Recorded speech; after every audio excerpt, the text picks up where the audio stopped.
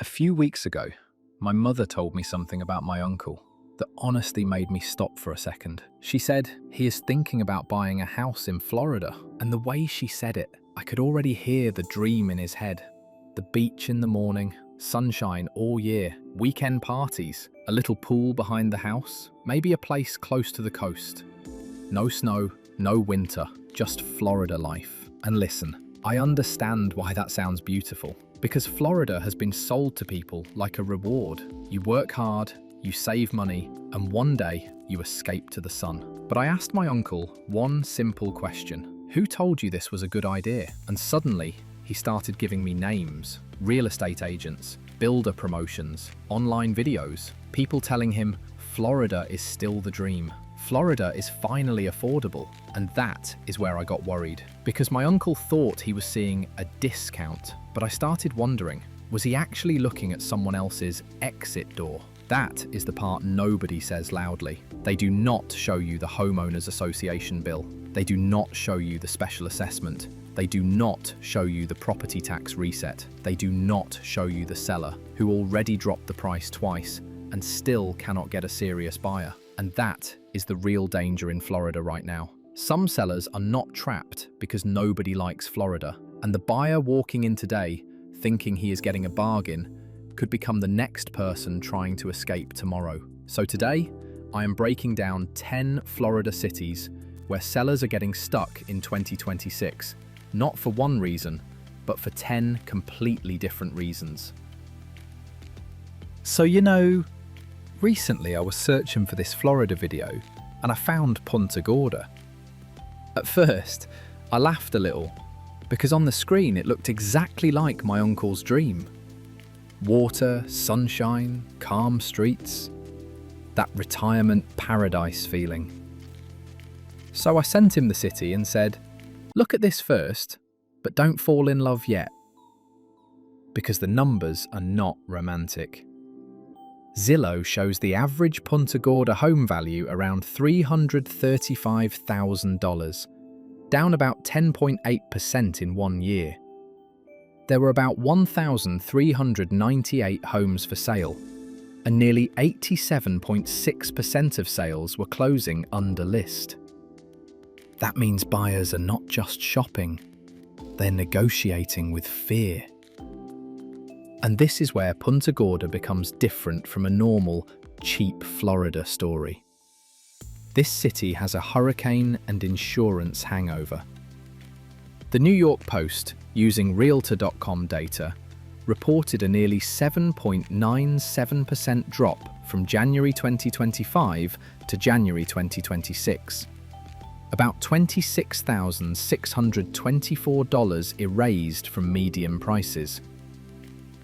So when my uncle says, maybe this is my chance, I would ask, why is the seller giving you that chance? Is it the roof? The flood risk? The insurance quote? The storm repair history? Because in Punta Gorda, the discount may not be a gift. It may be someone else's exit door. And that is the trap. Now, Cape Coral, this one is not the same kind of story as Punta Gorda.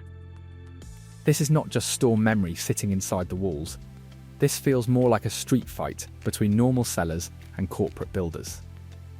Imagine a family seller cleaning the house, repainting the living room, fixing the yard, taking beautiful photos, and saying, okay, now we are ready. But then the buyer drives 5 minutes away and sees a brand new home with shiny floors, new appliances, closing cost help, and maybe even a mortgage rate buy-down. So what is that seller supposed to do? Zillow shows Cape Coral had over 3,200 homes for sale, and about 76.8% of sales were closing under list. That is not confidence, that is pressure. And this is why Cape Coral is dangerous for regular sellers. A normal homeowner can cut the price. A builder can cut the payment. That is a completely different weapon. Florida realtors reported that builder incentives are very elevated, with about 40% of builders cutting prices and nearly 2/3 offering other incentives. And the National Association of Realtors reported Cape Coral among markets where new home prices were under pressure. So when Cape Coral values are down about 6.8% year over year, I do not just see cheaper homes. I see sellers being cornered by builders with deeper pockets. The family seller says, "I'll drop 10,000. The builder says, "I'll make the monthly payment look better." And in this market, the payment wins. Sarasota is where I would stop using the word crash and start using the word standoff. Because this city does not look desperate from the outside.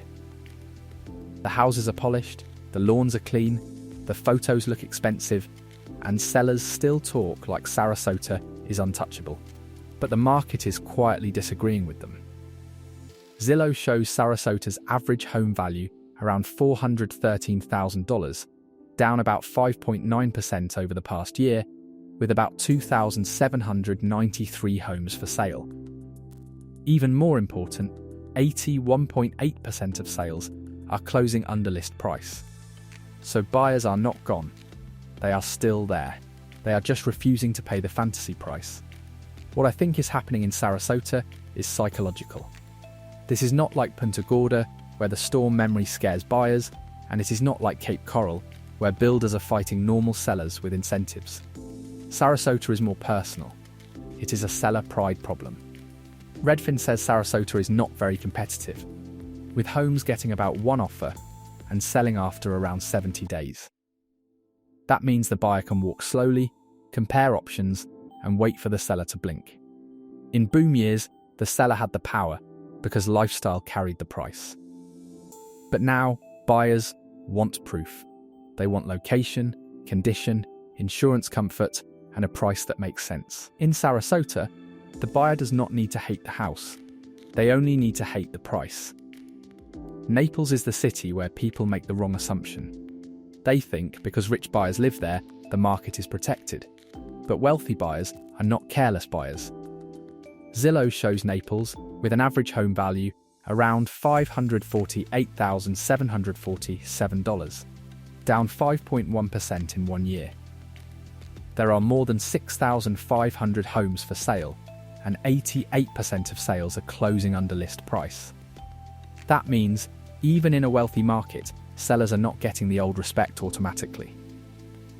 Buyers may still have money, but now they have patience. They are looking at insurance, taxes, maintenance, flood risk, and the total cost of keeping the property, not just the purchase price. What makes Naples different is that this is not a poverty story. This is a choice story. In places like Pelican Bay, the average value is over $1.3 million, yet values are still down about 5.8%. In Park Shore, Zillow shows values down around 8.2%, and Naples Park is down about 8% too. So when premium areas start softening, I do not see buyers disappearing. I see rich buyers refusing to overpay for a lifestyle that now carries heavier bills. They can buy, but they can also walk away. That is the trap for Naples sellers. The house can be beautiful, the buyer can be rich, and the offer can still come in lower. 5 years ago, I went with a few friends near Sebastian Inlet State Park, and honestly, that place did not feel like a market warning. It felt calm. You had the water, the fishing boats, the beach, the Indian River Lagoon, and that quiet East Coast feeling where nothing looks desperate. Later, I discussed that trip with my mentor, and I remember saying, "This kind of place will never panic loudly." That is exactly why Sebastian convinced me. Zillow now shows the average home value around $349,000, down only 1.5% in a year. So this is not a crash story. This is a false calm story, where sellers may not realize the buyer mood has changed. The proof is in the behavior, not just the price. Zillow shows 76.7% of Sebastian sales closing under list, and Realtor.com describes the main 32958 area as a balanced market, where homes sold about 3.17% below asking. Redfin adds another warning: homes were taking around 84 days to sell, compared with 76 days last year, while sales fell from 178 to 158. That tells me buyers are not disappearing, but they are moving slower and negotiating harder. In a smaller market like Sebastian, that matters. There is not endless buyer depth. So when the old urgency fades, a seller can sit quietly for weeks before realizing the market has stopped answering his price. St. Petersburg is the city where I would stop looking at the condo photo and start asking for the building paperwork. Because the unit can look perfect. The balcony can look beautiful. The pool can look clean. But in this city, the real problem may be sitting inside the reserve budget, not inside the kitchen. Petersburg with 2,665 homes for sale, so buyers are not staring at one lonely option. They can compare buildings, compare monthly costs, and walk away if the numbers feel heavy. That matters because Florida condo rules have made structural reserves, inspections, maintenance history, and future repair funding much harder to ignore now. A seller is not just selling a condo anymore. He is selling the buyer a share of the entire building's postponed problems from yesterday onward. And this is where the trap becomes painful. Zillow shows 73.6% of St. Petersburg sales closing under list price, which tells me buyers are not blindly accepting the lifestyle pitch anymore. They may love the waterfront view, but then they ask about the association budget, insurance, roof condition, concrete repairs, elevators, parking structures, and whether any special assessment is coming. That one question can change everything. A normal seller can stage the living room and make the photos shine, but he cannot hide a weak building balance sheet forever. So, St. Petersburg is not mainly a mortgage rate story. It is a surprise bill story. The buyer falls in love with the balcony, then reads the meeting minutes, and suddenly the dream starts looking like a liability for the next owner holding the keys after closing day arrives. Lakeland is the city where the trap does not look glamorous. Nobody is buying here because they want to show off a waterfront mansion or a luxury condo view. A lot of people looked at Lakeland and thought, this is the practical choice. It sits between bigger job markets, it feels more normal than Orlando or Tampa, and for many families, the price once looked reachable. But that is exactly what makes it dangerous. Realtor.com reported Lakeland had the highest foreclosure rate among large US metros in April 2026, with one filing for every 1,221 housing units. So this is not just about sellers being stubborn. This is about household budgets getting squeezed until some owners cannot keep pretending the payment still works. The second problem is that Lakeland is not crashing loudly enough to scare everyone early. Zillow shows the average home value around $312,919, down about 2.1% over the past year, while Realtor.com describes Lakeland as a balanced market, where homes sold around 1.42% below asking in May 2026. That combination is important. Prices are not collapsing, but the seller does not have boom time control either. So a family that bought with a thin cushion can get trapped from both sides. The house is worth a little less, buyers are negotiating more, and the monthly life keeps getting heavier. Lakeland is where the dream did not look rich. It looked affordable until the pressure started winning. Orlando is where I would be very careful with the word Airbnb, because a lot of YouTubers will make people think this city is some automatic rental machine.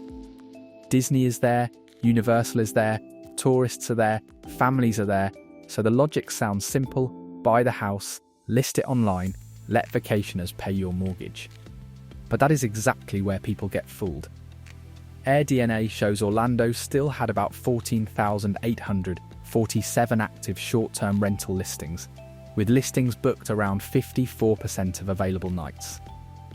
So no, this is not an empty calendar story. The danger is different. The calendar can still look alive while the owner's profit is getting eaten by insurance, taxes, cleaning, repairs, platform fees, furniture replacement, and competition. That is why I would tell my uncle, do not look at Orlando like a tourist. Look at it like an operator. Redfin shows Orlando home prices were down about 2%, and homes were selling after around 48 days instead of 40 last year. That tells me buyers are moving slower, and sellers do not have the same easy power.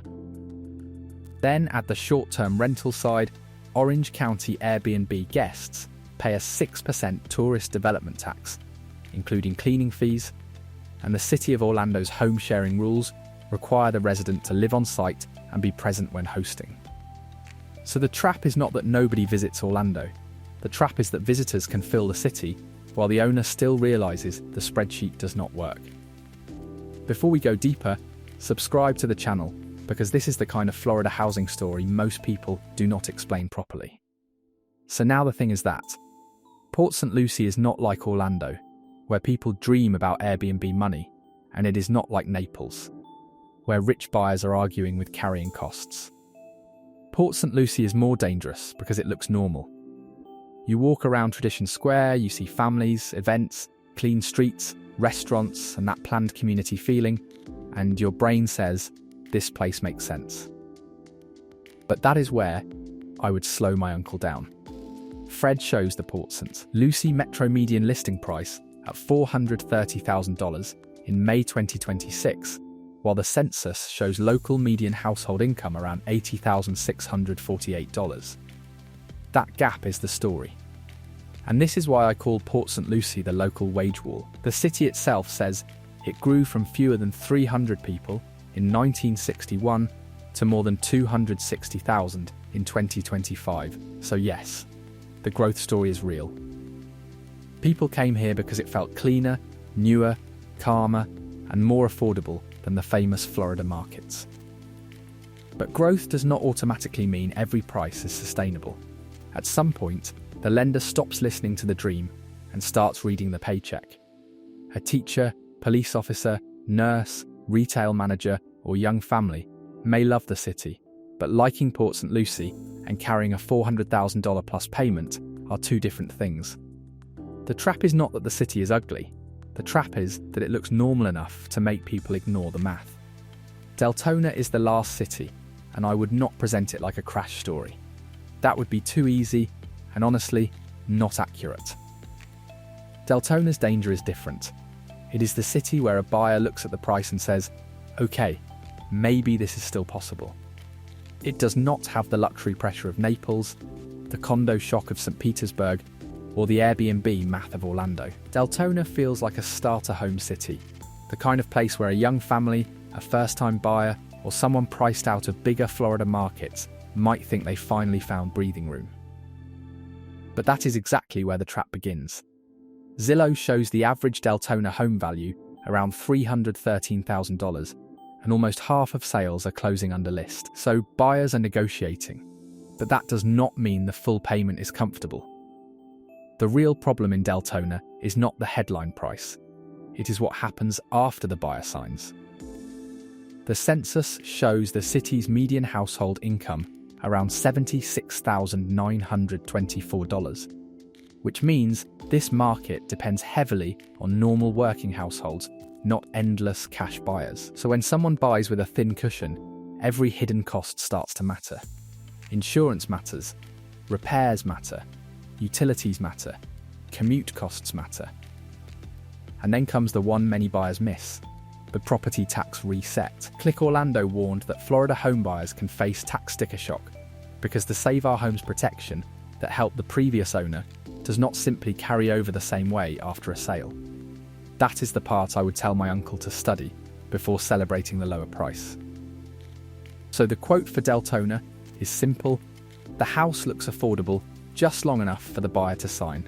That is the whole trap. A buyer may not feel scared during the showing.